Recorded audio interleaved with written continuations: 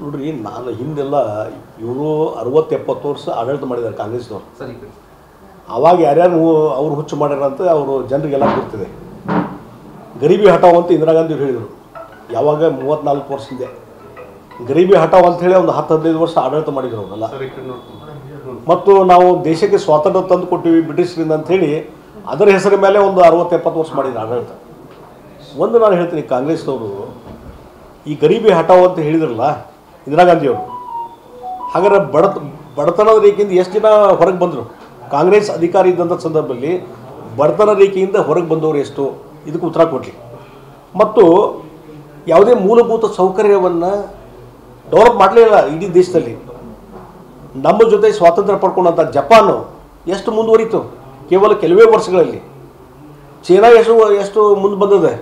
ಬೇರೆ ಬೇರೆ ದೇಶಗಳು ಎಲ್ಲವೂ ನಾಶ ಆಗಿರೋದಂಥ ದೇಶಗಳು ಕೇವಲ 34 ವರ್ಷದಲ್ಲಿ ಎದ್ದು ನಿಲ್ತಾವ ಅಂತಂದರೆ ಇವರು ದುರಾಡಳಿತದಿಂದ ಭಾರತ ಯಾವುದೇ ಪ್ರೋಗ್ರೆಸ್ ಆಗಲಿಲ್ಲ. ಆರ್ಥಿಕ ಸ್ಥಿತಿ ಏನಿತ್ತು, ಅವ್ರ ಅಧಿಕಾರ ಬಿಟ್ಟು ಕೊಟ್ಟಾಗ 10ನೇ ಸ್ಥಾನದಲ್ಲಿ ಇತ್ತು ಆರ್ಥಿಕವಾಗಿ.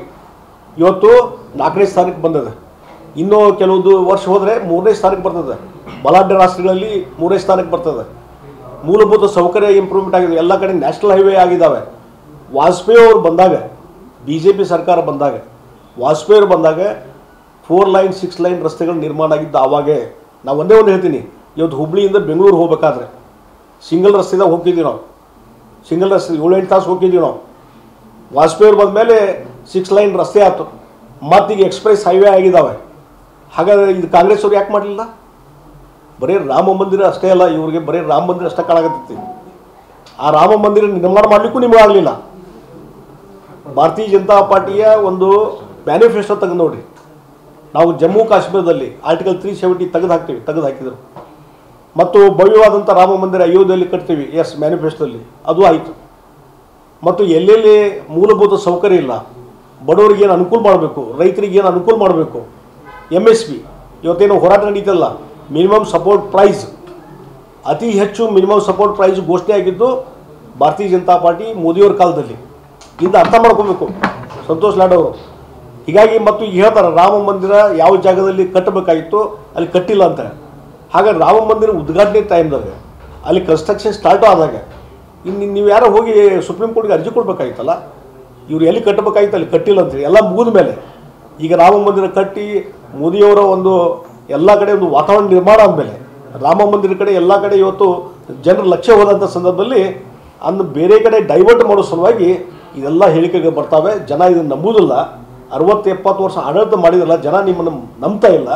ಈಗೇನು 40-50 ಸೀಟ್ ಬಂದಾವಲ್ಲ ಲೋಕಸಭೆಯಲ್ಲಿ, ಅದನ್ನು ಉಳಿಸ್ಕೊಳ್ಳುವಂಥ ಪ್ರಯತ್ನ ಮಾಡಿರಿ ಹೊರತು ಈ ರೀತಿ ಬೇರೆ ಬೇರೆ ರಾಮ ಮಂದಿರ ಮತ್ತೊಂದು ಬಗ್ಗೆ ನೆಗೆಟಿವ್ ಆಗಿ ಮಾತಾಡಿ ಮತ್ತು ಇದ್ದಂಥ ಇಮೇಜ್ ಕಳ್ಕೊಬೇಡ್ರಿ ಅಂತ ಹೇಳ್ತೀನಿ ಕಾಂಗ್ರೆಸ್ ಅವರು. ರಾಮ ಮಂದಿರವನ್ನು ರಾಜಕೀಯ ಇಚ್ಛಾಶಕ್ತಿಯಿಂದ ಕಟ್ಟಿದ್ದಾರೆ. ರಾಮ ಮಂದಿರದಿಂದ ಬಡತನ ನಿರ್ಮೂಲನೆ ಆಗಲ್ಲ ಅಂತ ಹೇಳ್ತಾರೆ. ಆಯ್ತಪ್ಪ, ನೀವು ಗರೀಬಿ ಹಠಾವ್ ಅಂತ ಘೋಷಣೆ ಮಾಡಿಲ್ಲ ಇಂದಿರಾ ಗಾಂಧಿ ಅವರು. ನೀವು ರಾಮ ಮಂದಿರನೂ ರಾಮ ಮಂದಿರನೂ ಕಟ್ಟಲಿಲ್ಲ, ಬಡತನ ನಿವಾರಣೆ ಮಾಡಲಿಲ್ಲ ನೀವು. ಮತ್ತು ಈಗ ನೋಡ್ರಿ ಎಷ್ಟೊಂದು ಜನರು ಬಡತನ ರೇಖೆಯಿಂದ ಹೊರಗೆ ಬಂದಿದ್ದಾರೆ. ಲೆಕ್ಕ ಹಾಕ್ರಿ. ಹಿಂದೆ UPA ಸರ್ಕಾರ ಇದ್ದಾಗ ಇತ್ತು, ಇವತ್ತು NDA ಸರ್ಕಾರ ಬಂದ ಮೇಲೆ ಬಡತನ ರೇಖೆಯಿಂದ ಹೊರಗೆ ಬಂದಂಥ ಜನ ಜಾಸ್ತಿ ಇದ್ದಾರೆ. ಮತ್ತು ಅವ್ರಿಗೆ ಎಲ್ಲ ರೀತಿಯಾದಂಥ ಆಹಾರ ಪದಾರ್ಥ ಇರ್ಬೋದು, ಎಂಪ್ಲಾಯ್ಮೆಂಟ್ ಇರ್ಬೋದು, ಮತ್ತೊಂದು ಇರ್ಬೋದು, ಅದನ್ನು ಕೊಡುವಂಥದ್ದು ಇವತ್ತು ಮೋದಿಯವ್ರ ಕಾಲದಲ್ಲಿ ಆಗ್ತಾಯಿದೆ. ಮತ್ತು ಇಡೀ ಭಾರತದ ಕೀರ್ತಿ ಜಗತ್ತಿನಲ್ಲಿ ಇವತ್ತು ಸ್ಪ್ರೆಡ್ ಆಗಲಿಕ್ಕೆ, ಅದಕ್ಕೆ ಮಹತ್ವ ಬರಲಿಕ್ಕೆ ಮೋದಿಯವರ ಆಡಳಿತ ಕಾರಣ. ಇವತ್ತು ನೋಡಿ ದುಬೈ ಮನೆ ಇದಕ್ಕೆ ಹೋದ್ರು UAEಗೆ, ಅಬುಧಾಬಿಗೆ. ಅಲ್ಲಿ ಹೋದಾಗ ಅಲ್ಲೇನು 8 ಜನ ನಮಗೇನೋ ಒಂದು ಮರಣದಂಡನೆ ಫಿಕ್ಸ್ ಆಗಿತ್ತು, ಗಲ್ಲು ಶಿಕ್ಷೆಯಿಂದ ಜೀವಾವಧಿ ಶಿಕ್ಷೆ ಪರಿವರ್ತನೆ ಆಯಿತು. ಮೋದಿಯವರು ಆ ದೇಶಕ್ಕೆ ಕಾಲಿಡು ಮುಂಚೆ ಅವರೆಲ್ಲವನ್ನೂ ಬಿಡುಗಡೆಯಾಗಿ ಭಾರತಕ್ಕೆ ಬಂದರು. ಇದು ಮೋದಿಯವರ ಒಂದು ಪ್ರಭಾವ ಅಂತ ನಾನು ಹೇಳ್ತೀನಿ. ಹೀಗಾಗಿ ಇವತ್ತು ವಿದೇಶಿ ನೀತಿಯಲ್ಲಿರ್ಬೋದು, ಮತ್ತೊಂದಿರ್ಬೋದು, ಅದರಲ್ಲಿ ಇವತ್ತು ಭಾರತಕ್ಕೆ ಹೆಚ್ಚು ಗೌರವ ತರುವಂಥ ಕೆಲಸ ಇವತ್ತು ಯಾವುದಾದ್ರೂ ಆಗಿದ್ದರೆ ಅದು ಮೋದಿಯವರ ಕಾಲದಲ್ಲಿ ಅನ್ನುವಂಥ ಮಾತನ್ನು ಹೇಳ್ತೀನಿ. ಅದೇ ರೀತಿ ಹಿಂದೆ ನೆಹರು ಅವ್ರ ಕಾಲದಲ್ಲಿರ್ಬೋದು, ಇಂದಿರಾ ಗಾಂಧಿಯವ್ರ ಕಾಲದಲ್ಲಿರ್ಬೋದು, ಚೈನಾ ನಮ್ಮನ್ನು ಬಂದು ಆಕ್ರಮಣ ಮಾಡಿದರೂ ಹೇಳೋರು ಕೇಳೋರು ಇಲ್ಲ.